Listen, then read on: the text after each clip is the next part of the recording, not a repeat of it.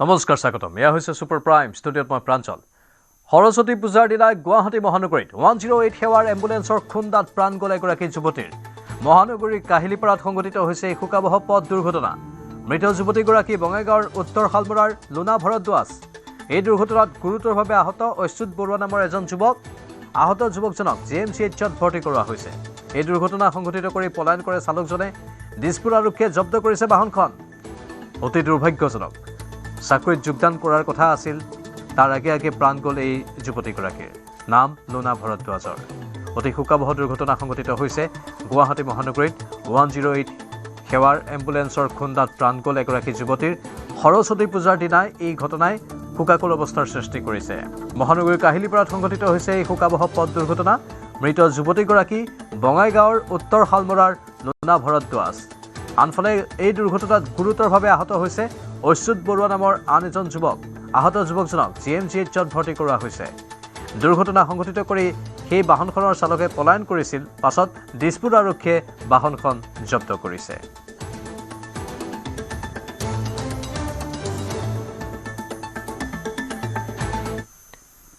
যোৰহাট মধুবন পথত বয়োজ্যেষ্ঠ লোকক লুটপাটৰ ঘটনা আৰক্ষীৰ জালত বলপূৰ্বকভাৱে ধন কাঢ়ি নিয়া যুৱক ধৃত যুৱকজনৰ নাম ৰোহিত ভূমিজ গড়মূৰ আৰক্ষীয়ে গ্ৰেপ্তাৰ কৰিছে অভিযুক্ত যুৱকজনক জেৰা অব্যাহত ৰাখিছে গড়মূৰ আৰক্ষীয়ে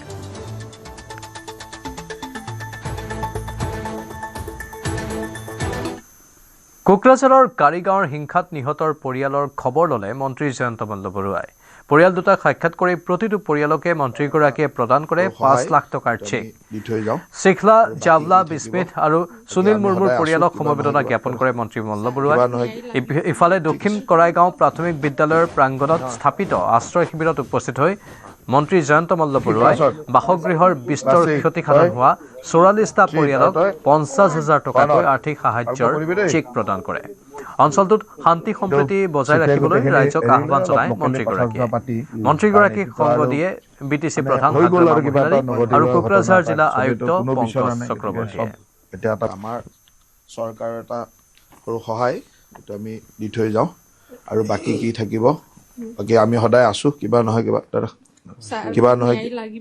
ঠিক আছে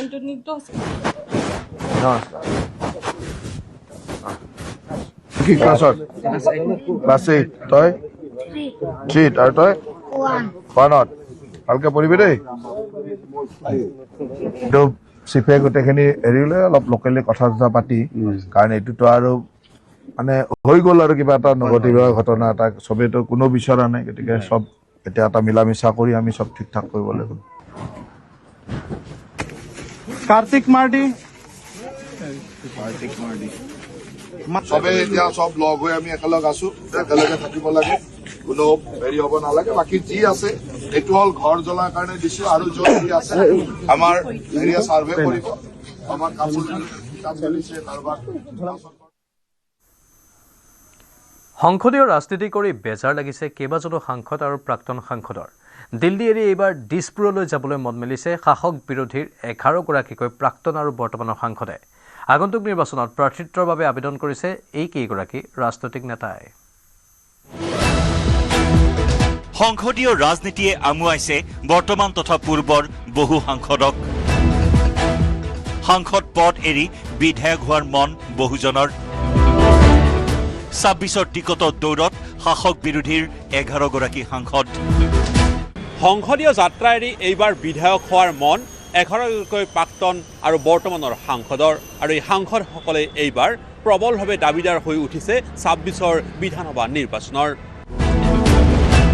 দিছপুৰৰ পৰা দিল্লী নহয় দিল্লীৰ পৰা দিছপুৰ অভিমুখী উভতনি যাত্ৰা ৰাজ্যৰ 11গৰাকী বৰ্তমানৰ তথা প্ৰাক্তন সাংসদৰ দীঘলীয়া সংসদীয় ৰাজনীতিৰ অন্ত পেলাই আৰম্ভ কৰিব বিচাৰে ৰাজ্যৰ ৰাজনীতি টিকটৰ দৌৰত এই পৰ্যন্ত দেখিবলৈ পোৱা হৈছে কংগ্ৰেছৰ প্ৰাক্তন 3 সাংসদ ক্ৰমে ৰিপুন বৰা আব্দুল খালেক আৰু ৰাণী নৰহক প্ৰাক্তন সাংসদ ৰিপুন বৰাৰ পূৰ্বৰ গহপুৰৰ বিপৰীতে ২৬ত প্ৰাৰ্থী হোৱাৰ মন বৰচলাত আব্দুল খালেক নৱগঠিত মন্দিয়া সমষ্টিৰ কংগ্ৰেছৰ প্ৰাৰ্থিত্বৰ আবেদনকাৰী ৰাণী নৰহে লখিমপুৰ সমষ্টিৰ পৰা বিচাৰিছে টিকট বিৰোধী কংগ্ৰেছৰ সমান্তৰালকৈ নৱগঠিত বিন্নাকান্দি সমষ্টিৰ পৰা প্ৰাৰ্থী হোৱাৰ যোজা AIUDF প্ৰধান বদৰুদ্দিন আজমলৰ 24 লোকসভা নিৰ্বাচনত ৰকিবুল হুছেইনৰ হাতত মুখ ঠেকেচা খোৱাৰ পিছত এইবাৰ বিধায়ক হৈ আজমলে খুপনি পুতিব বিচাৰিছে অসম বিধানসভাত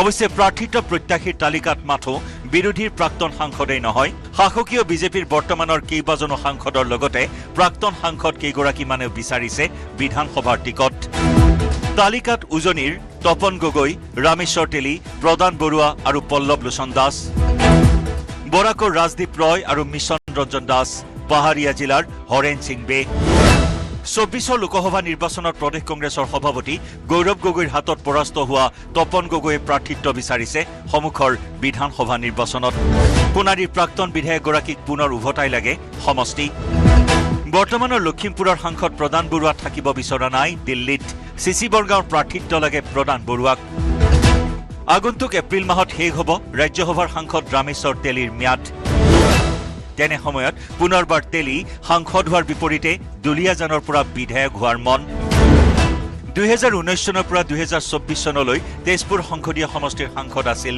পল্লৱ লোচন দাস কিন্তু নৱগঠিত বিহালী বিধানসভা সমষ্টি SC হোৱাৰ লগে লগে ৰাজনৈতিক ভৱিষ্যতলৈ প্ৰশ্ন আহিছিল বিজেপিৰ জ্যেষ্ঠ নেতা ৰঞ্জিত দত্তলৈ যাৰ বাবে নৱগঠিত শোণিতপুৰ লোকসভা সমষ্টিৰ প্ৰাৰ্থী হৈছিল ৰঞ্জিত কুমাৰ দত্ত নৱগঠিত সমষ্টিটোত ৰঞ্জিত কুমাৰ দত্ত প্ৰাৰ্থী হোৱাৰ লগে লগে আশাত চেঁচা পানী পৰিছিল পল্লৱ লোচন দাসৰ সেয়ে এতিয়া প্ৰাক্তন সাংসদগৰাকী দিল্লীৰ পৰিৱৰ্তে ৰঙাপুৰা অথবা বিশ্বনাথৰ পৰা প্ৰাৰ্থী হোৱাৰ মন বিধানসভা সমষ্টিৰ টিকটৰ দাবীদাৰৰ তালিকাত প্ৰাক্তন সাংসদ পল্লৱ লোচন দাস 2019 চনৰ পৰা 2024 চনলৈকে তেজপুৰ লোকসভা সমষ্টিৰ সাংসদ আছিল পল্লৱ লোচন দাস পিছে নৱগঠিত সমষ্টি পুনৰ নিৰ্ধাৰণৰ পিছতে সমষ্টি হৈ পৰিছিল শোণিতপুৰ আৰু সেই সূত্ৰেই দেখিবলৈ পোৱা গৈছিলে বিধানসভাৰ অন্তৰ্গত আছিলে বিহালী য'ত সংৰক্ষিত আসনৰ বাবে ৰঞ্জিত কুমাৰ দত্তলৈ আহিছিলে ৰাজনৈতিক ভৱিষ্যতৰ প্ৰশ্ন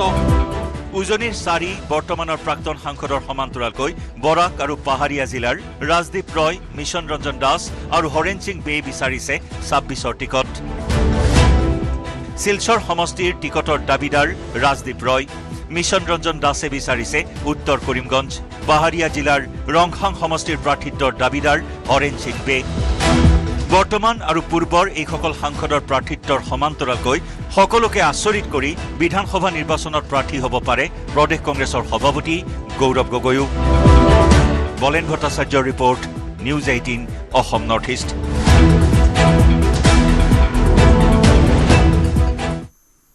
বিজেপিত যোগ দিবলৈ ওলোৱা শংকৰজ্যোতি বৰুৱাৰ বিৰুদ্ধে যুৱতীৰ ক্ষোভ শংকৰজ্যোতি বৰুৱাক নাৰীৰ জীৱনক লৈ হেতালি খেলা বুলি কৈ দলত অন্তৰ্ভুক্ত নকৰিবলৈ বিজেপিৰ শীৰ্ষ নেতৃত্বক আহ্বান যুৱতীগৰাকীৰ মুখ্যমন্ত্ৰীৰ সেউজ সংকেতলৈ শংকৰজ্যোতিয়ে অপেক্ষা কৰি থাকোঁতেই ফেচবুকত বিস্ফোৰণ যুৱতীগৰাকীৰ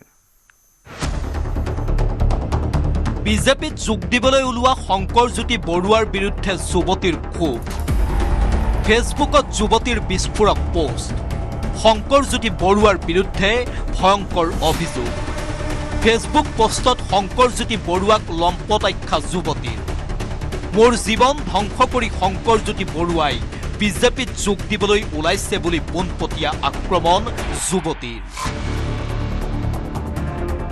নাৰীৰ জীৱনক লৈ হেতালি খেলা শংকৰজ্যোতি বৰুৱাক দলত অন্তৰ্ভুক্ত নকৰিবলৈ বিজেপিৰ শীৰ্ষ নেতৃত্বক আহ্বান যুৱতীগৰাকীৰ মুখ্যমন্ত্ৰী ৰাজ্যিক বিজেপিৰ সভাপতি আৰু দুগৰাকী কেন্দ্ৰীয় মন্ত্ৰীৰ নাম উল্লেখ কৰি শংকৰজ্যোতি বৰুৱাক বিজেপিৰ পৰা আঁতৰাই ৰখাৰ আহ্বান যুৱতীগৰাকীৰ উল্লেখযোগ্য যে টিকট নিবিচৰাৰ পূৰ্ব চৰ্তত শংকৰজ্যোতিয়ে বিজেপিত যোগদান কৰিব বুলি বাতৰি ওলাইছিল শুকুৰবাৰে পুৱা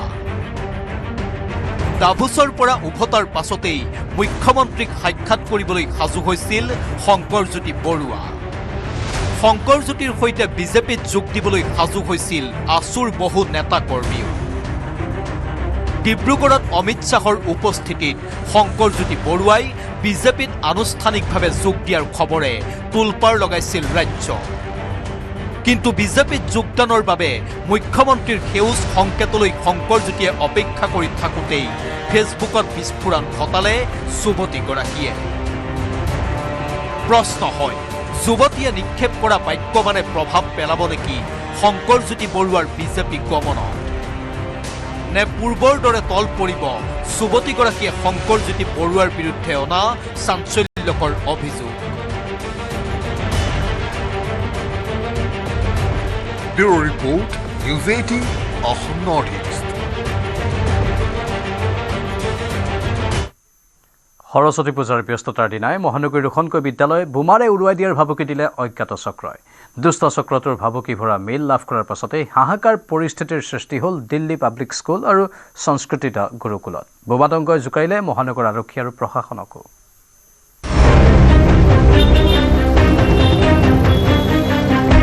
সৰস্বতী পূজাৰ দিনাই মহানগৰীৰ বিদ্যালয়ত বোমাতংক বোমাৰে দুখন বিদ্যালয় উৰুৱাই দিয়াৰ ভাবুকি দুষ্ট চক্ৰৰ বিদ্যালয়ত বোমাতংকৰ পৰিণতিত গড়চুকত হাহাকাৰ দিল্লী পাব্লিক স্কুল আৰু সংস্কৃতিতা গুৰুকুলত বোমাতংক 400 মিটাৰ ব্যৱধানতে আছে গুৱাহাটীৰ আগশাৰীৰ এই বিদ্যালয় দুখন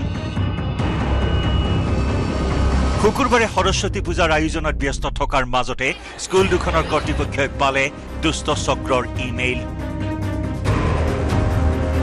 দিল্লী পাব্লিক স্কুল আৰু সংস্কৃতিতা গুৰুকুলত বোমা সংস্থাপনৰ দাবী কৰিলে চক্ৰটোৱে সেই ইমেইল পোৱা মাত্ৰকে স্কুল কৰ্তৃপক্ষই খবৰ দিলে গড়চুক আৰক্ষীক একে সময়তেই দুখন স্কুলৰ পৰা বোমাতংকৰ খবৰ পোৱা মাত্ৰকে ঘটনাস্থলীলৈ ৰাওনা হ'ল আৰক্ষীৰ দল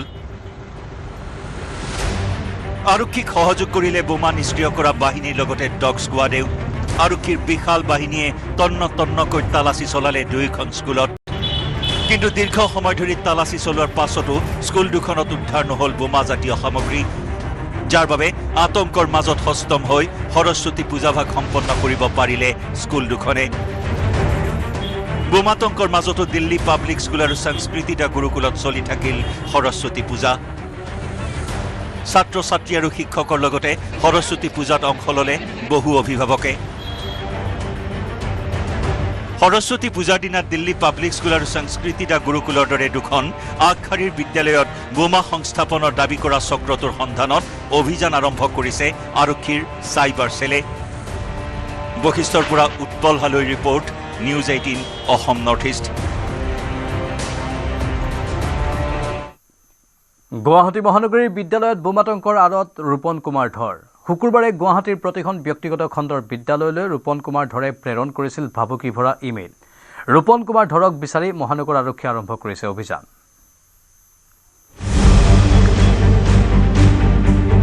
ধৰৰ বাবে গুৱাহাটীত ধৰ মাৰ ধৰক ধৰিবলৈ মহানগৰ আৰক্ষী তৎপৰ ধৰৰ সম্পূৰ্ণ নাম ৰূপন কুমাৰ ধৰ শুকুৰবাৰে পুৱা ৰূপন কুমাৰ ধৰৰ নামত গুৱাহাটীৰ প্ৰতিখন ব্যক্তিগত খণ্ডৰ বিদ্যালয়লৈ আহিছিল ইমেইল সৰস্বতী পূজা চলি থাকোঁতেই দুপৰীয়া 1 বজাত বোমাৰে স্কুল উৰুৱাই দিয়াৰ ভাবুকি দিছিল ইমেইলত কিন্তু সৰস্বতী পূজাত স্কুল বন্ধ থকাৰ বাবে বোমা বিস্ফোৰণৰ ভাবুকিৰে ইমেইল অহাৰ কথা গমেই নাপালে বহু বিদ্যালয় কৰ্তৃপক্ষই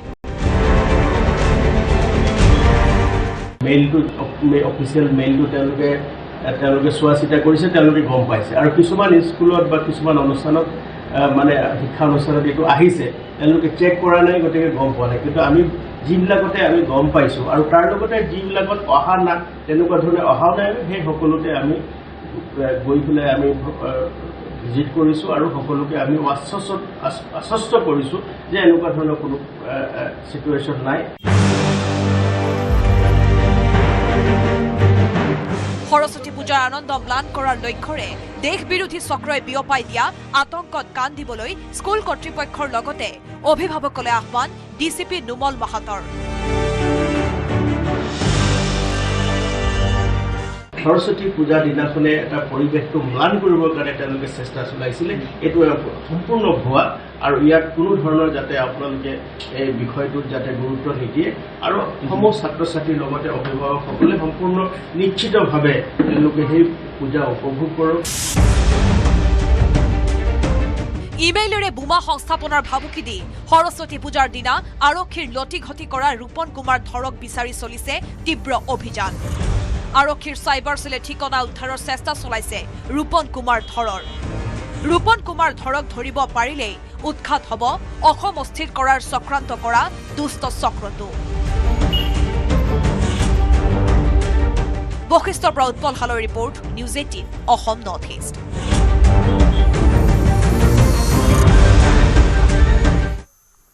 মঙলদৈৰ 16টা মন্দিৰত দুৰ্বৃত্তই মূৰ্তি ভাঙি লণ্ডভণ্ড কৰাৰ চাঞ্চল্য মাৰ নৌযাওঁতেই মহানগৰীৰ কেইবাখনো ব্যক্তিগত বিদ্যালয় বোমাৰে উৰুৱাই দিয়াৰ ভাবুকি দিলে দুষ্ট চক্ৰই। প্ৰশ্ন উঠিছে, নিৰ্বাচনৰ পূৰ্বে অসম অস্থিৰ কৰাৰ পৰিকল্পনা কৰিছে নেকি জাতি বিদ্বেষী কোনো চক্ৰই? মহানগৰী বিদ্যালয়ত বোমাতংকৰ ঘটনাৰ আঁৰত কোন?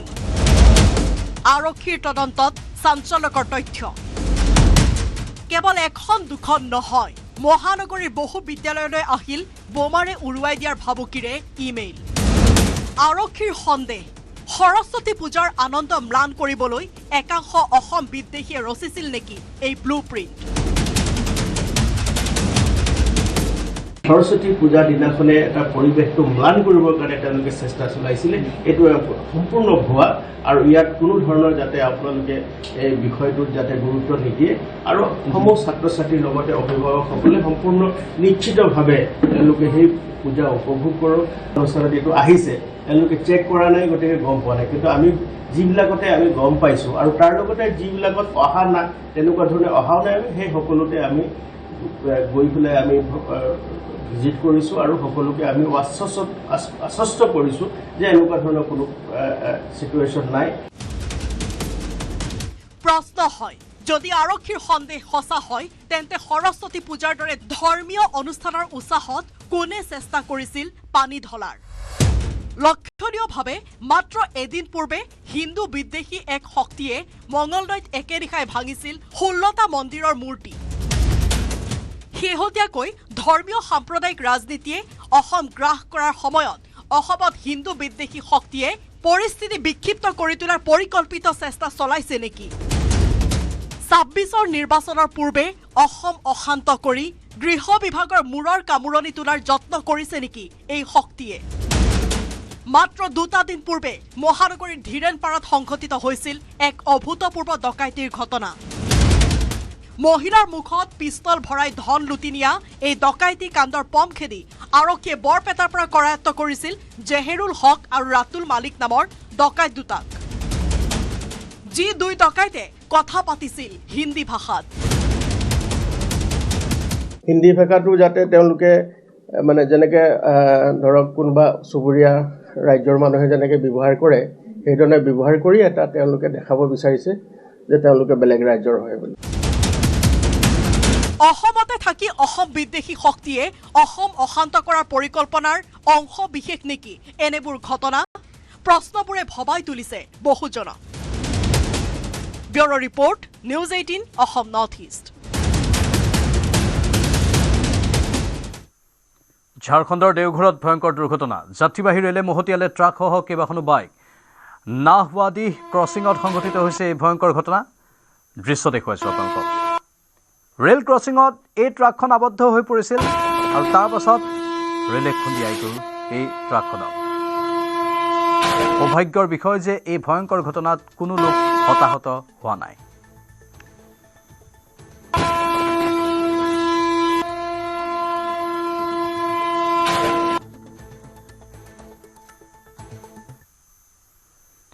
ইউনুছৰ অন্তৱৰ্তীকালীন চৰকাৰক উৎখাত কৰিবলৈ আহ্বান বাংলাদেশৰ প্ৰাক্তন প্ৰধানমন্ত্ৰী শ্বেখ হাছিনাৰ। মাতৃভূমিৰ ৰক্তক্ষৰণ বন্ধ কৰিবলৈ হ'লে মহম্মদ ইউনুছৰ নেতৃত্বক উৎখাত কৰাৰ আহ্বান হাছিনাৰ।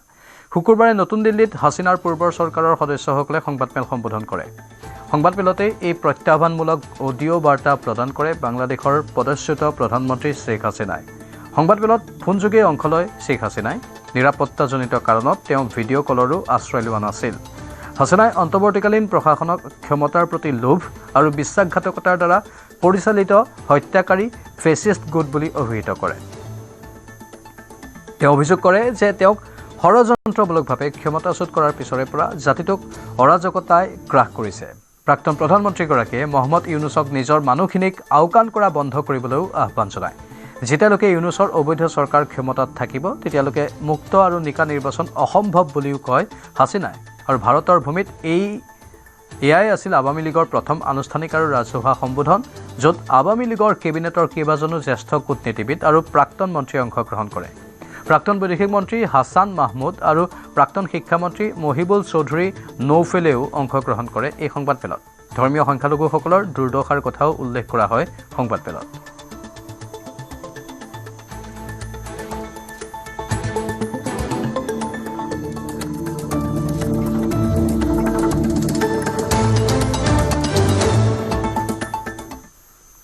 বাংলাদেশ ক্ৰিকেট বোৰ্ডক লৈ ক্ষোভিত ICC, ভাৰতত T20 বিশ্বকাপ নেখেলো বুলি আকোৰগোজ BCB।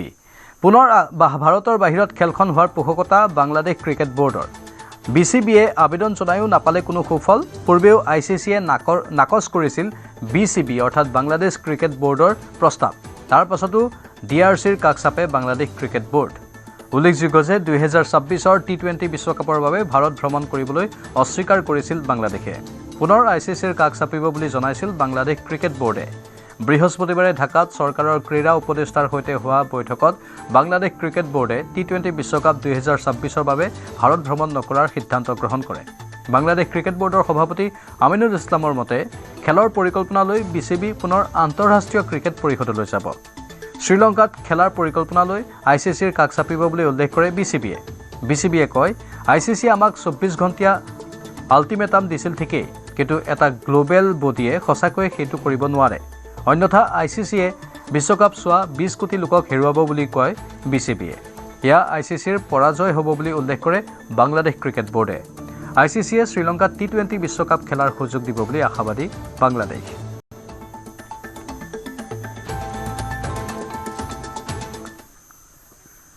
পঁচিছ জানুৱাৰীত ভাৰত নিউজিলেণ্ডৰ তৃতীয়খন T20।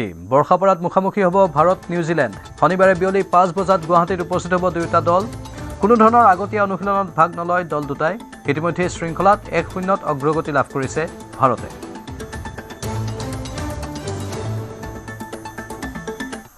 শুকুৰবাৰে বিদ্যাৰ অধিষ্ঠাত্ৰী দেৱী সৰস্বতীৰ বন্দনাৰে মুখৰ হৈ পৰিল SPM শৈক্ষিক প্ৰতিষ্ঠান। উলহ মালহেৰে SPM গ্ৰুপে জোৰডস্থিত কাৰ্যালয় চৌহদত অনুষ্ঠিত কৰে সৰস্বতী পূজা। ধূপ দ্বীপ জ্বলাই দেৱী সৰস্বতীৰ আশীষ কামনা কৰে শৈক্ষিক প্ৰতিষ্ঠানখনৰ ছাত্ৰ ছাত্ৰী আৰু কৰ্তৃপক্ষই। জাক জমকতাৰ লগতে আধ্যাত্মিক পৰিৱেশে বিৰাজ কৰিলে শৈক্ষিক প্ৰতিষ্ঠানখনত। বছৰে সৰস্বতী পূজা আমি আমাৰ ইনষ্টিটিউটত আমি উদযাপন কৰোঁ। এই দিনটো ছাত্ৰ ছাত্ৰীসকল যিসকলে আমাৰ সৈতে প্ৰস্তুতি চলাই আছে তেওঁলোকে এই দিনটোত আহি সৰস্বতী দেৱীৰ তেওঁলোকে পূজা কৰি তেওঁলোকে আশীষ বিচাৰে। তেওঁলোকে যি উদ্দেশ্যে এই প্ৰস্তুতি আৰম্ভ কৰিছে সেই উদ্দেশ্যত যাতে তেওঁলোক সফল হ'ব পাৰে। গতিকে আজিৰ দিনটো মূলতঃ ছাত্ৰ ছাত্ৰীসকলৰ দিন, তেওঁলোকৰে অধিক অংশগ্ৰহণ দেখিবলৈ পোৱা যায়। গতিকে সেইধৰণে আপোনালোকে দেখিবলৈ পাইছে ইয়াতে আমাৰ ছাত্ৰ ছাত্ৰীসকল আহিছে আৰু তেওঁলোকে এতিয়া পূজা ইতিমধ্যে হৈ গ'ল। এতিয়া তেওঁলোকে প্ৰসাদ লৈ আছে। बहुत अच्छा लग रहा है देख करके, इतने सारे स्टूडेंट्स इतनी श्रद्धा के साथ पूजा करने आए हैं। हम लोग तो बस यही उम्मीद करेंगे कि माँ सरस्वती सबको बुद्धि दे, पढ़ाई लिखाई लोग अच्छे से करें और सब अपना अपना अच्छे से करियर बनाएं। बहुत ভাল লাগিছে, যোৱাবাৰো আহিছিলোঁ, এতিয়া আহিছোঁ। পৰিৱেশটো বহুত ভাল লাগে। SPMৰ খুব ধুনীয়াকৈ আয়োজনটো কৰে, খানা পিনা চব ভালকৈ ভাল এৰেঞ্জমেণ্ট। এতিয়ালৈ চব ঠিকে আছে, এতিয়ালৈ যিমান বস্তুবোৰ চলি আছে আৰু আমি একে বেচৰে হয় ক'ব গ'লে। কিছুমান ডিচেম্বৰ আছে, জানুৱাৰী আছে, ক্লাছেছবোৰ ভালকৈ চলি আছে আৰু আজিৰ দিনটোত অলপ সেই কৰিম আৰু তাৰপিছত পঢ়া প্ৰতি চলিব আৰু। অসমীয়া পৰম্পৰাগত খাদ্যক আন্তঃৰাষ্ট্ৰীয় পৰ্যায়ত প্ৰচাৰ কৰাৰ প্ৰয়াস ভোগালী জলপানৰ। ভোগালী জলপানে উদ্বোধন কৰিলে ত্ৰৈমাসিক পত্ৰিকা জলপান। পত্ৰিকাখন উন্মোচন কৰে প্ৰখ্যাত সাংবাদিক, লেখক, চিন্তাবিদ তথা নাগালেণ্ড বিশ্ববিদ্যালয়ৰ আচাৰ্য ডক্টৰ সমুদ্ৰগুপ্ত কাশ্যপে। পত্ৰিকাখনৰ মূল উদ্দেশ্য অসমীয়া পৰম্পৰাগত খাদ্যৰ ওপৰত গৱেষণা, দেশীয় খাদ্য পদ্ধতি নথিভুক্ত কৰা আৰু অসমীয়া খাদ্যৰ বিশ্বব্যাপী প্ৰচাৰ কৰা। জলপানক এক গৱেষণা ভিত্তিক পত্ৰ হিচাপে গঢ়ি তোলাৰো প্ৰয়াস কৰিব তেওঁলোকে।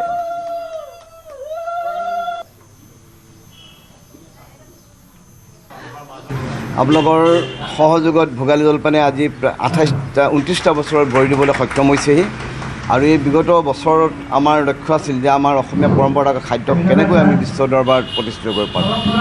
তাৰ পৰিণতিস্বৰূপে আজি আমি দেখিছোঁ যে আমাৰ প্ৰচেষ্টা আছিল, এই প্ৰচেষ্টাই যথেষ্ট ফলশ্ৰুতি ধৰিছে যাৰ পৰিণতিত আমি আমাৰ অকল কেৱল বিহুৰ সংক্ৰান্তি বা বিহুৰ সময়তে নহয় অসমৰ যিকোনো ধৰণৰ এনেকুৱা যেতিয়া কিবা অনুষ্ঠান প্ৰতিষ্ঠান হয় বা তেতিয়া আমাৰ এই খাদ্য সম্ভাৰৰ এখন বহল বজাৰ গঠন লৈ উঠিছে অৰ্থাৎ আমাৰ অসমীয়া খাদ্য সম্ভাৰ এখন দেশৰ বজাৰ যে গঢ় কৰি উঠিছে তাৰ এয়া জ্বলন্ত প্ৰমাণ আমি দেখিবলৈ পাইছোঁ বিগত বিহু মেলাত হওক বা বিভিন্ন ধৰণৰ বাণিজ্যিক মেলাবিলাকত বা যিবিলাক আমাৰ স্থানীয় যিবিলাক আমাৰ মেলা হয় এই মেলাবিলাকত আজি আমাৰ এই জলপানৰ ব্যৱসায় ঠন ধৰি দিছে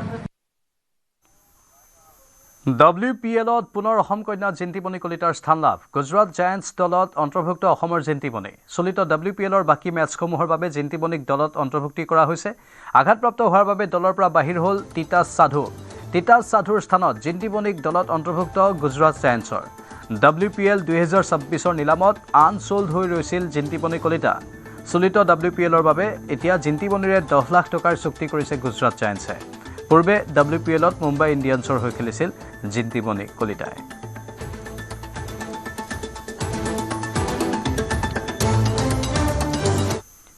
বৰ্ষটোত প্ৰথমবাৰৰ বাবে মানালী আৰু ইয়াৰ আশে-পাশে থকা অঞ্চলসমূহত আৰম্ভ হৈছে প্ৰচণ্ড তুষাৰপাত মানালী ভ্ৰমণলৈ অহা পৰ্যটকসকলে বৰফ পৰা উপভোগ কৰি আনন্দিত হৈ পৰিছে বৃহস্পতিবাৰৰ নিশাৰ পৰা মানালী আৰু ইয়াৰ আশে-পাশে থকা অঞ্চলত হঠাৎ বতৰ সলনি হৈছে প্ৰচণ্ড তুষাৰপাতৰ লগতে ঠায়ে ঠায়ে পাতলীয়া বৰষুণ আৰম্ভ হৈছে মানালী প্ৰচণ্ড ঠাণ্ডা পৰাৰ লগতে বিগত প্ৰায় 3 মাহ ধৰি চলি থকা খৰাং পৰিস্থিতিৰো অন্ত পৰিছে মানালী ভ্ৰমণলৈ অহা পৰ্যটকসকলেও উপত্যকাত বৰফ পৰা ভালদৰে উপভোগ কৰি আছে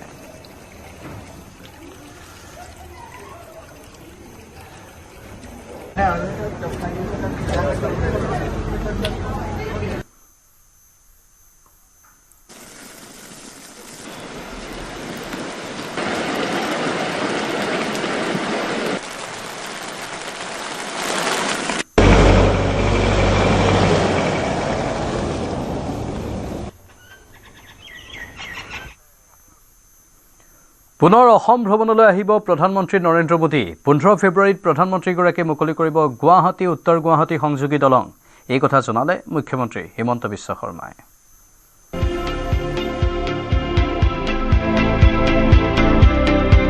14 ফেব্ৰুৱাৰীৰ দিনাই মুকলি হ'ব গুৱাহাটী উত্তৰ গুৱাহাটী সংযোগী দলং মুকলি কৰিবলৈ 14 ফেব্ৰুৱাৰীৰ দিনাই পুনৰ গুৱাহাটীলৈ আহিব প্ৰধানমন্ত্ৰী মোদী মুখ্যমন্ত্ৰীয়ে ব্যক্ত কৰিলে এই সম্ভাৱনা ফেব্ৰুৱাৰী মাহত প্ৰধানমন্ত্ৰী ডাঙৰীয়া সম্ভাৱনা আছে দ্বিতীয়বাৰলৈ অসম ভ্ৰমণৰ বাবে অহাৰ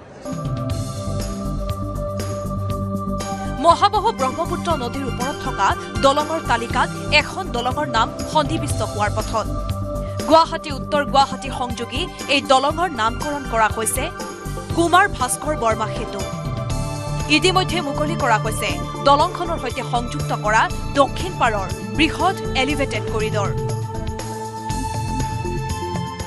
যে 14 ফেব্ৰুৱাৰীত প্ৰধানমন্ত্ৰী নৰেন্দ্ৰ মোদী অসমলৈ অহাৰ সম্ভাৱনা আছে মুখ্যমন্ত্ৰী হিমন্ত বিশ্ব শৰ্মাই ইতিমধ্যে ছুইজাৰলেণ্ডৰ পৰা ডাভছৰ পৰা ফেচবুক লাইভ যোগে সেই কথা ঘোষণা কৰিছে আৰু 14 ফেব্ৰুৱাৰীতেই প্ৰধানমন্ত্ৰী নৰেন্দ্ৰ মোদীয়ে এই দলংখন ৰাজ্যবাসীক গুৱাহাটীবাসীক উপহাৰ দিয়াৰ সম্ভাৱনা আছে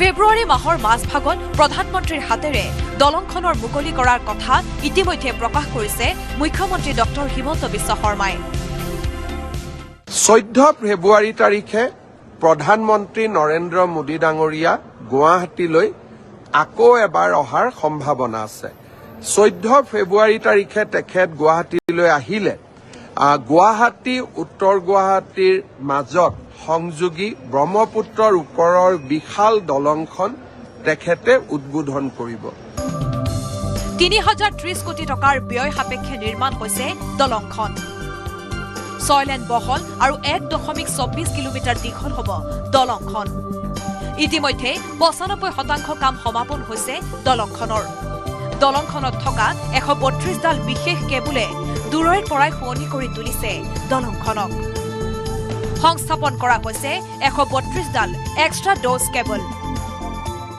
এই যিখন গুৱাহাটী উত্তৰ গুৱাহাটী সংযোগী ব্ৰহ্মপুত্ৰৰ ওপৰত দলং নিৰ্মাণ অৱস্থাত আছে 14 ফেব্ৰুৱাৰীত প্ৰধানমন্ত্ৰী নৰেন্দ্ৰ মোদীয়ে এই দলংখন মুকলি কৰি দিব নিৰ্মাণ সম্পূৰ্ণ হৈ উঠিলে গুৱাহাটী উত্তৰ গুৱাহাটী সংযোগী দলঙে দিব গুৱাহাটীক নতুন মাত্ৰা প্ৰসাৰিত হ'ব গুৱাহাটী মহানগৰী এই দলংখনে গুৱাহাটী উত্তৰ গুৱাহাটীৰ মাজৰ স্থলপথৰ দূৰত্ব কেইবা কিলোমিটাৰ কমাই আনিব পূৰ্বতে শৰাইঘাট দলঙৰ ওপৰেৰে যোৱাৰ পৰিৱৰ্তে পোনপটীয়াকৈ যাতায়াত কৰিব পাৰিব সাধাৰণ ৰাইজে লগতে বিপদজনক নৌকা যাত্ৰাকো আওকাণ কৰিব পাৰিব দলংখনৰ জৰিয়তে উত্তৰ গুৱাহাটীৰ লগতে নামনি অসমৰ বহু গুৰুত্বপূৰ্ণ অঞ্চলৰ বাবে বিশেষ হ'ব পাৰে কুমাৰ ভাস্কৰ বৰ্মা সেতু গুৱাহাটীৰ পৰা Priyabrata Gogoi report news 18 Assam north east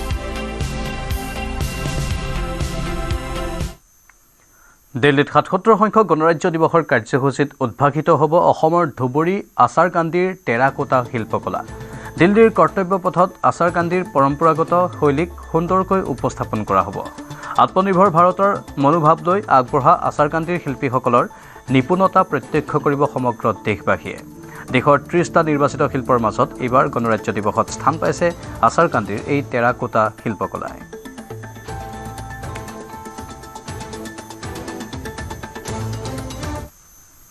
বিদ্যাৰ অধিষ্ঠাত্ৰী দেৱী সৰস্বতীৰ বন্দনাৰে মুখৰিত হৈ পৰিল ৰাজ্যৰ প্ৰতিখন শিক্ষানুষ্ঠান ৰাজ্যৰ বিদ্যালয়ে অনুষ্ঠিত হ'ল সৰস্বতী পূজা ধূপ দীপ জ্বলাই বাগদেৱীৰ আশীষ গ্ৰহণ কৰিলে ছাত্ৰ ছাত্ৰীসকলে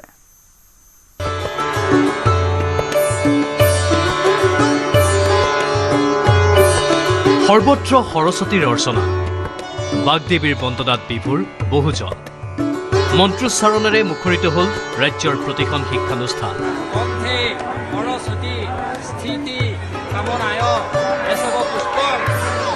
ধূপ নৈবেদ্যৰ সুবাসেৰে জীপাল প্ৰতিখন পূজা মণ্ডপ আজি বিদ্যাৰ অধিষ্ঠাত্ৰী দেৱী সৰস্বতীৰ পূজা ৰাজ্যৰ প্ৰতিটো প্ৰান্তৰ প্ৰতিখন শিক্ষানুষ্ঠান মুখৰিত হ'ল বাগদেৱীৰ উপাসনাৰে বিদ্যালয়ৰ পৰা বিশ্ববিদ্যালয়লৈ সকলো ছাত্ৰ ছাত্ৰীয়ে দেৱীৰ অৰ্চনাৰে বছৰটোলৈ শৈক্ষিক অগ্ৰসৰৰ বাবে ল'লে আশীষ পুৰোহিতৰ মন্ত্ৰৰে ধূপ ধূনাৰ সুগন্ধই চৌপাশ আৱৰি জীপাল হৈছে প্ৰতিখন মণ্ডপ এই দৃশ্য ঢেকীয়াজুলিৰ ভঙা মন্দিৰ শংকৰদেৱ শিশু নিকেতনত ছাত্ৰ ছাত্ৰীয়ে ৰংঘৰৰ আৰ্হি নিৰ্মাণ আৰু লোক সংস্কৃতিৰ প্ৰদৰ্শনেৰে পাতিলে সৰস্বতী পূজা পুৱাৰে পৰা উখল মাখল বিদ্যালয়খনত পূজাৰ সমান্তৰালকৈ দেখিবলৈ পোৱা গ'ল হেৰাই যাবলৈ ধৰা লোক সংস্কৃতিৰ পয়োভৰ তেজপুৰৰ উষানগৰৰ এখন ব্যতিক্ৰমী সৰস্বতী পূজাত অসমীয়া সাজেৰে সজালে সৰস্বতী দেৱী পূজা মণ্ডপস্থলীত জুবিন গাৰ্গকো সুঁৱৰিলে ৰাইজে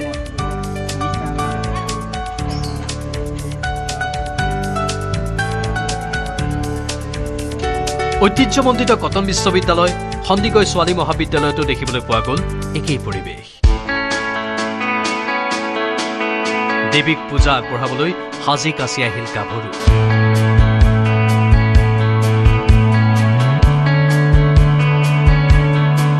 সৰস্বতী পূজা বুলি নিজক ধুনীয়াকৈ সাজি ওলাই আহিল এইসকল গাভৰুৰ সমানে সমানে সকলো শিক্ষা প্ৰতিষ্ঠানলৈ পৰম্পৰাগত সাজ পৰিধানেৰে পূজালৈ আহিল ডেকাসকল মুখত মিচিকীয়া হাঁহিৰে আন্তৰিকতাৰে আগবঢ়ালে পূজা একেই উৎসাহেৰেই ধেমাজি নগাঁও কোকৰাঝাৰকে ধৰি ৰাজ্যৰ উজনিৰ পৰা নামনিলৈ চলে আৰাধনা bureau' report news 18 Assam north east পৰম্পৰাগত বিনিময় প্ৰথাৰ প্ৰাণকেন্দ্ৰ জোনবিল মেলাৰ আজি দ্বিতীয় দিন শুকুৰবাৰে পুৱাৰ ভাগতে জোনবিল মেলাত বহিল বিনিময়ৰ হাত পাহাৰৰ মামা মামীসকলৰ সৈতে ভৈয়ামৰ লোকে বিনিময় কৰিলে বিবিধ সামগ্ৰী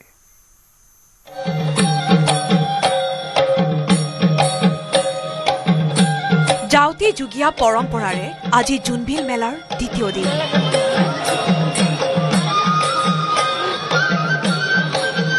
জোনবিলৰ পাৰত বহিল বিনিময়ৰ বেহা পাহাৰৰ সৈতে ঘটিল ভৈয়ামৰ মধুৰ সংগম আমি গোটেই পৰিৱেশটো দেখুৱাবলৈ যত্ন কৰিম কেনেধৰণে লোকে লোকাৰণ্য হৈ পৰিছে আৰু বৰ্তমান সময়ত পাহাৰৰ পৰা অহা মামা মামীসকলে ভৈয়ামৰ সেই লোকসকলৰ সৈতে আচলতে যিসমূহ সামগ্ৰীসমূহ বিনিময়ৰ জৰিয়তে নিজৰ সামগ্ৰীসমূহ গ্ৰহণ কৰিছে আৰু নিজে যিসমূহ সামগ্ৰী লৈ আহিছিল সেই সামগ্ৰীসমূহ ভৈয়ামৰ লোকসকলক প্ৰদান কৰিছে। জোনবিল মেলাৰ আজি দ্বিতীয় দিন। পৰম্পৰাগত বিনিময় প্ৰথাৰে আৰম্ভ হ'ল দ্বিতীয় দিনৰ জোনবিল মেলা। বিনিময় প্ৰথাই খন্তেকৰ বাবে অচল কৰিলে টকাৰ ব্যৱহাৰ। শুকুৰবাৰে পুৱাৰ ভাগতে জোনবিল মেলাত বহিল বিনিময়ৰ হাট। মেঘালয় কাৰ্বি আংলঙৰ পৰা অহা মামা মামীসকলৰ সৈতে ভৈয়ামৰ লোকসকলে বিনিময় কৰে বিভিন্ন সামগ্ৰী। আলু কচুৰ দৰে খাদ্য সামগ্ৰীৰ পৰা অন্যান্য প্ৰয়োজনীয় সামগ্ৰীলৈকে সকলো উপলব্ধ হ'ল এই বজাৰত। হেৰাই যোৱা অথচ অতীজৰ প্ৰতি প্ৰাসংগিক কিনা বেচাৰ মাধ্যমৰ সৈতে চিনাকি হ'বলৈ পাই সুখী হ'ল সকলো। পাহাৰ ভৈয়ামৰ আন্তৰিক সন্মিলনে সুদৃঢ় কৰিলে সম্প্ৰীতিৰ এনাজৰী। মই আনিছোঁ আপোনাৰ পিঠা, শুকান পিঠা আৰু সান্দহগুৰি। তাৰ সলনি কি পাইছে?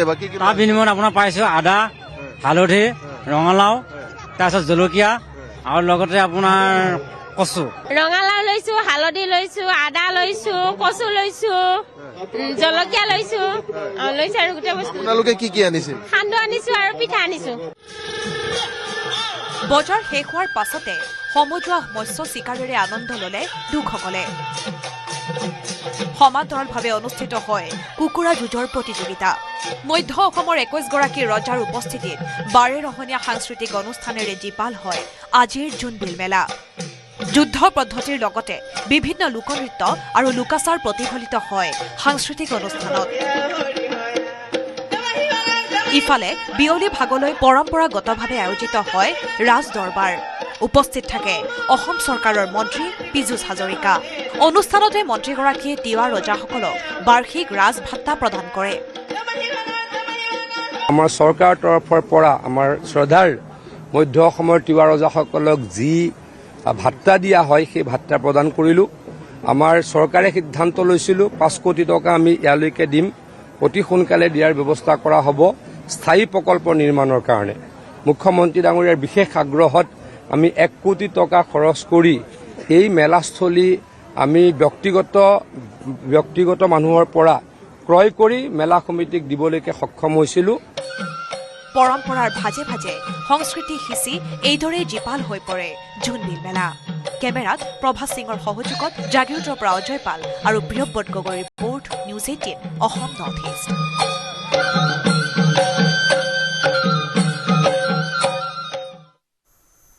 বাতৰি এইখিনিতে সময় হৈছে বাণিজ্যিক বিৰতিৰ। এইটো মাইথান ষ্টীল নহয়। ওচৰ চুবুৰীয়াসকলে লগাইছে। ষ্ট্ৰং মানে মাইথান ষ্টীল।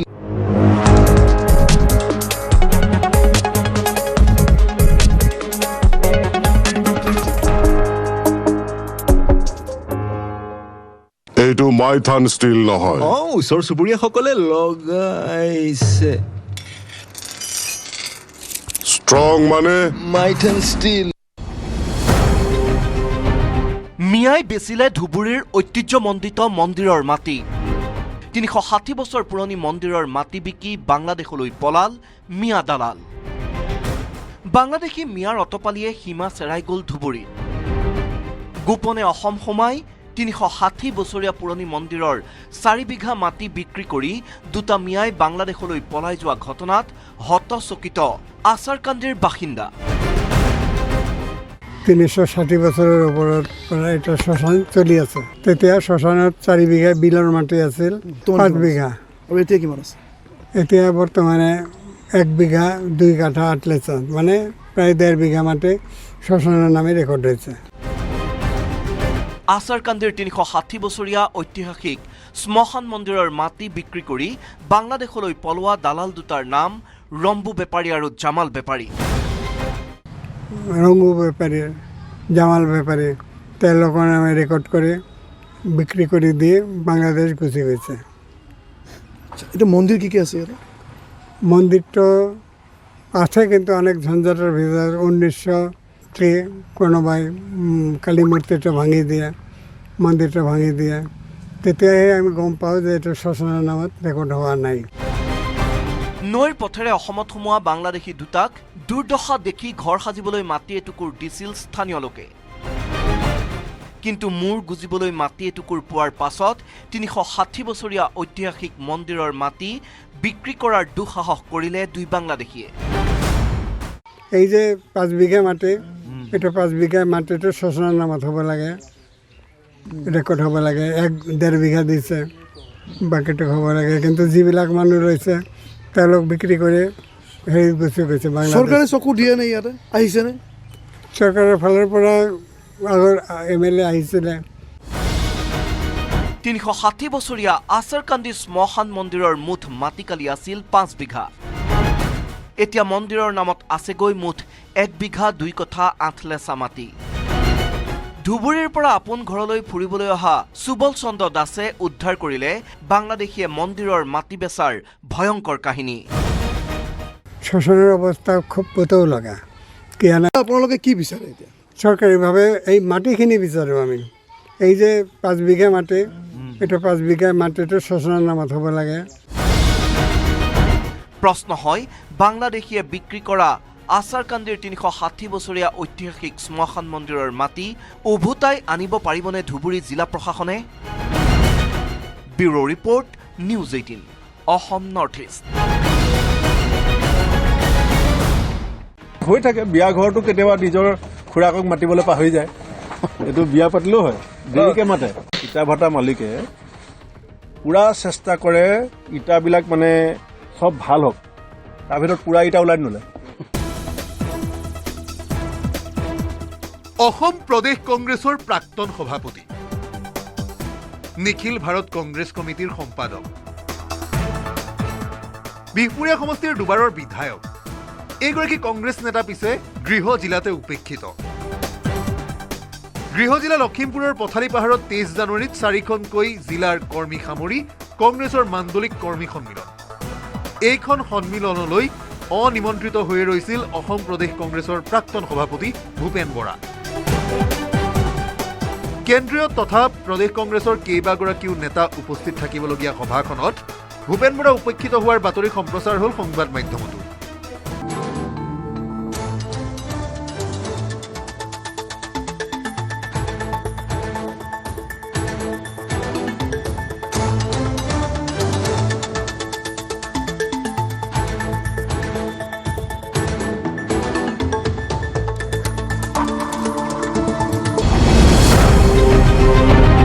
মিয়াই বেচিলে ধুবুৰীৰ ঐতিহ্যমণ্ডিত মন্দিৰৰ মাটি। ৩৬০ বছৰ পুৰণি মন্দিৰৰ মাটি বিকি বাংলাদেশলৈ পলাল মিয়া দালাল। বাংলাদেশী মিয়াৰ অটপালিয়ে সীমা চেৰাই গ'ল ধুবুৰীত। গোপনে অসম সোমাই ৩৬০ বছৰীয়া পুৰণি মন্দিৰৰ 4 বিঘা মাটি বিক্ৰী কৰি দুটা মিয়াই বাংলাদেশলৈ পলাই যোৱা ঘটনাত হতচকিত আছাৰকান্দিৰ বাসিন্দা। ৩৬০ বছৰৰ ওপৰত পৰা এটা শ্মশান চলি আছে। তেতিয়া শ্মশানত 4 বিঘা বিলৰ মাটি আছিল, 5 বিঘা। আৰু এতিয়া কিমান আছে? এতিয়া বৰ্তমানে 1 বিঘা 2 কাঠা 8 লেচা, মানে প্ৰায় 1.5 বিঘা মাটি শ্মশানৰ নামে ৰেকৰ্ড হৈছে। আছাৰকান্দিৰ ৩৬০ বছৰীয়া ঐতিহাসিক শ্মশান মন্দিৰৰ মাটি বিক্ৰী কৰি বাংলাদেশলৈ পলোৱা দালাল দুটাৰ নাম ৰম্বু বেপাৰী আৰু জামাল বেপাৰী। ৰংগু বেপাৰী, জামাল বেপাৰী, তেওঁলোকৰ নামে ৰেকৰ্ড কৰি বিক্ৰী কৰি দিয়ে বাংলাদেশ গুচি গৈছে। এইটো মন্দিৰ কি আছে ইয়াতে? মন্দিৰটো আছে, কিন্তু অনেক ঝঞ্ঝাটেৰ ভিতৰ 1903 কোনোবাই কালী মূৰ্তিটা ভাঙি দিয়ে, মন্দিৰটা ভাঙি দিয়ে। তেতিয়াহে আমি গম পাওঁ যে এইটো শ্মশানৰ নামত ৰেকৰ্ড হোৱা নাই। নৈৰ পথেৰে অসমত সোমোৱা বাংলাদেশী দুটাক দুৰ্দশা দেখি ঘৰ সাজিবলৈ মাটি এটুকুৰ দিছিল স্থানীয় লোকে। কিন্তু মূৰ গুজিবলৈ মাটি এটুকুৰ পোৱাৰ পাছত ৩৬০ বছৰীয়া ঐতিহাসিক মন্দিৰৰ মাটি বিক্ৰী কৰাৰ দুঃসাহস কৰিলে দুই বাংলাদেশীয়ে। এই যে 5 বিঘা মাটি, এটা 5 বিঘা মাটিটো শ্মশানৰ নামত হ'ব লাগে, ৰেকৰ্ড হ'ব লাগে। 1.5 বিঘা দিছে, বাকীটো হ'ব লাগে। কিন্তু যিবিলাক মানুহ ৰৈছে তেওঁলোক বিক্ৰী কৰি হেৰি গুচি গৈছে বাংলাদেশ। চৰকাৰে চকু দিয়ে নে ইয়াতে? আহিছেনে?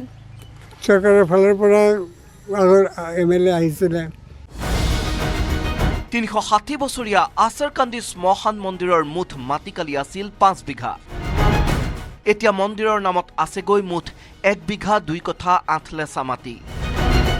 ধুবুৰীৰ পৰা আপোন ঘৰলৈ ফুৰিবলৈ অহা সুবল চন্দ্ৰ দাসে উদ্ধাৰ কৰিলে বাংলাদেশীয়ে মন্দিৰৰ মাটি বেচাৰ ভয়ংকৰ কাহিনী। শোষণেৰ অবস্থা খুব পতৌ লগা কিয়নো আপোনালোকে কি বিচাৰে এতিয়া? চৰকাৰীভাৱে এই মাটিখিনি বিচাৰোঁ আমি। এই যে 5 বিঘা মাটি, এইটো 5 বিঘা মাটিটো শোষণৰ নামত হ'ব লাগে।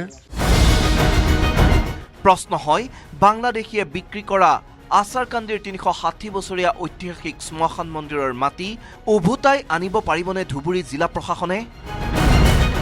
Bureau report, news 18, Assam north east. হৈ থাকে বিয়া ঘৰটো কেতিয়াবা নিজৰ খুৰাকক মাতিবলৈ পাহৰি যায়।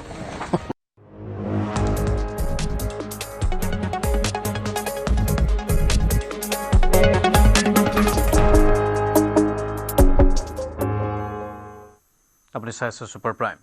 কংগ্ৰেছক পুনৰ ডেডলাইন ৰাইজৰ দলৰ। কংগ্ৰেছক 31 জানুৱাৰী ডেডলাইন দিলে ৰাইজৰ দলে। 31 জানুৱাৰীৰ ভিতৰত মিত্ৰতা চূড়ান্ত কৰক, অন্যথা এককভাৱে নিৰ্বাচনত অৱতীৰ্ণ হ'ব ৰাইজৰ দল। বিৰোধীৰ মিত্ৰতাত কংগ্ৰেছে বাধাৰ সৃষ্টি কৰাৰো অভিযোগ উত্থাপন কৰিছে আৰু সংবাদমেলত ৰাইজৰ দলৰ নেতৃত্বই এইখিনি কথা প্ৰকাশ কৰে। আটাইতকৈ বৃহৎ ৰাজনৈতিক দল, বিৰোধী ৰাজনৈতিক দল হিচাপে আমি সকলোৱে জানো, সেই ৰাজনৈতিক দলটোৰ ভিতৰৰ মীমাংসাবিলাক শেষ নোহোৱাৰ কাৰণে গোটেই মিত্ৰতাৰ প্ৰসংগটো ওলমি আছে। এয়া ৰাইজে বিচাৰি থকা যি আকাংক্ষিত মিত্ৰতা, সেই মিত্ৰতাৰ বাবে কোনো পধ্যেই শুভ ইংগিত নহয়। আমি দেখা পাইছোঁ বিহাৰত কিদৰে নিৰ্বাচনৰ দুদিন আগলৈকে মিত্ৰতাৰ প্ৰসংগ ওলমাই ৰখা হৈছিল আৰু তাৰ ফল কি হৈছিল সেয়াও আমি দেখিলোঁ। গতিকে আমি বাৰম্বাৰ অনুৰোধ জনাই আহিছোঁ, দাবী উত্থাপন কৰিছোঁ যে মিত্ৰতাৰ প্ৰসংগটো সোনকালে শেষ কৰিব লাগে, আসন ভাগ বতৰা শেষ কৰিব লাগে, আসন বতৰা শেষ কৰি মিত্ৰতাত চিলমোহৰ মাৰিব লাগে। কিন্তু আজি 23 জানুৱাৰী, মাৰ্চত ইলেকশ্যন, মাজত ফেব্ৰুৱাৰী। কিন্তু মিত্ৰতা কেতিয়া হ'ব? আসন ভাগ বতৰা কেতিয়া হ'ব? কমন মিনিমাম প্ৰগ্ৰেম আমি কেতিয়া তৈয়াৰ কৰিম? আমি সকলো বিৰোধী ৰাজনৈতিক দলৰ নেতৃত্ব একলগ হৈ ৰাইজৰ মাজলৈ কেতিয়া যাম? তাৰ বাবে আমাৰ মাজত হাতত সময় আছেনে? নে কেৱল এটা বিশেষ ৰাজনৈতিক দলৰ ভিতৰৰ মীমাংসা শেষ নোহোৱাৰ কাৰণে সমগ্ৰ বিৰোধী দলৰ মিত্ৰতাৰ প্ৰসংগটো ওলমি থাকিব আৰু অসমৰ পৰিৱৰ্তনকামী ৰাইজে বিচাৰি থকা বিৰোধী দলৰ বহু আকাংক্ষিত মিত্ৰতাটোত আউল লাগি থাকিব? এই প্ৰশ্ন আমি আজি সংবাদমেলত উত্থাপন কৰিব বিচাৰিছোঁ। বদৰুদ্দিন আজমলক সমালোচনাৰ পাছতে অখিল গগৈক উভতি ধৰিলে AIDFৰ নেতাই। অখিল গগৈ আজমলৰ বুঢ়া আঙুলিৰো সমান নহয় বুলি কটাক্ষ কৰে AIDFৰ নেতা মতিউৰ ৰহমানে। ইফালে সংখ্যালঘু অধ্যুষিত সমষ্টিত কংগ্ৰেছৰ আৰু AIDFৰ মাজতহে প্ৰতিদ্বন্দ্বিতা হ'ব বুলি দাবী কৰে মতিউৰ ৰহমানে। অখিল গগৈৰ বিৰুদ্ধে আক্ৰমণাত্মক AIUDFৰ নেতা। আজমলৰ বুঢ়া আঙুলিৰ সমানো নহয় অখিল গগৈ। ৰাইজৰ দলৰ সভাপতিৰ বিৰুদ্ধে সৰব মতিউৰ ৰহমান। AIUDFৰ দুৰ্গত মুখ্যম আঘাত হানি ব্যাপক নিৰ্বাচনী তৎপৰতা ৰাইজৰ দলৰ সভাপতি অখিল গগৈ। মূলতঃ আজমলক টাৰ্গেট কৰি নিৰ্বাচনী প্ৰচাৰ অখিল গগৈ। বাৰম্বাৰ AIUDFক টাৰ্গেট কৰি লৈছে ৰাইজৰ দলৰ সভাপতিজনে। অখিল গগৈৰ এই কাৰ্যক কিন্তু সহজভাৱে লোৱা নাই AIUDFৰ নেতাসকলে। অখিল গগৈৰ সমালোচনা AIUDFৰ নেতা মতিউৰ ৰহমানৰ। AIUDFক ধূলিসাৎ কৰি দিয়াৰ ক্ষমতাটো তেওঁৰ নাই। যেহেতু সমস্যা আমাৰ সমাধান হোৱা নাই, গতিকে দলটো তেওঁ ৰুটলেছ কৰি দিব কিয়? বা কেনেকৈ পাৰিব তেওঁ? এইবিলাকতো তেওঁৰ মিছা আস্ফালন। অখিল গগৈতো বদৰুদ্দিন আজমল চাহাবৰ এটা আঙুলিৰ সমানো নহয় ৰাজনৈতিকভাৱে। তেওঁৰ যিটো স্থিতি, তেওঁৰ যিটো খোপনি অসমত, আজি সমাজ জীৱনত তেওঁৰ যিটো অৱদান, তো অখিল গগৈৰ নিচিনা মানুহে আজি বদৰুদ্দিন আজমল চাহাবক নি পেলাই কিবা গামোচাৰে নে কিহেৰে বান্ধি পেলাই ব্ৰহ্মপুত্ৰ নদীত পেলাই দিয়ে, এইবিলাক কথাটো অতিৰিক্ত। বহুবল্কী মানুহৰ যি প্ৰৱণতা থাকে, এইটো তেনেকুৱা ধৰণৰ কথা। সংখ্যালঘুৰ প্ৰধান সমষ্টিত কংগ্ৰেছ আৰু AIUDFৰ মাজতে প্ৰতিদ্বন্দ্বিতা হ'ব বুলি দাবী মতিউৰ ৰহমানৰ। ৰাইজৰ দলক এক প্ৰকাৰ ফেক্টৰ নহয় বুলিয়ে উল্লেখ কৰিলে AIUDFৰ নেতাজনে। এইটো বাৰ্গেনিং পইণ্ট এটা। এইটো অখিল গগৈ অলপ চতুৰ মানুহ হিচাপে তেখেতৰ এটা বাৰ্গেনিং পইণ্ট আৰু যে সংখ্যালঘু অধ্যুষিত এলেকাত মোৰ অলপ বেছ আছে। এতিয়া নিৰ্বাচন হলে ধুবুৰীত ৰকিবুল হুছেইন পৰাস্ত হ'ব বুলি তাৎপৰ্যপূৰ্ণ মন্তব্য মতিউৰ ৰহমানৰ।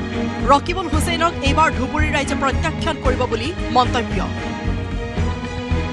বদৰুদ্দিন আজমল চাবৰ 100 1 ভাগো নহয় ৰকিবুল হুছেইন। সেইটো আজি মানুহে আজি ৰকিবুল হুছেইনক ভোট দিয়া নাই। দিল্লীত নৰেন্দ্ৰ মোদী কাতৰাই ৰাহুল গান্ধীক প্ৰধানমন্ত্ৰী বনোৱাৰ কাৰণে ভোট দিছে। আজিৰ দিনত লোকসভা নিৰ্বাচন হলেতো ধুবুৰীত বদৰুদ্দিন আজমল চাব কমেও 15 লাখ ভোটৰ ব্যৱধানত বিজয়ী হ'ব। এনেদৰে এতিয়া ৰাইজৰ দলৰ সভাপতিৰ লগতে কংগ্ৰেছৰ বিৰুদ্ধে আক্ৰমণাত্মক AIUDFৰ নেতা।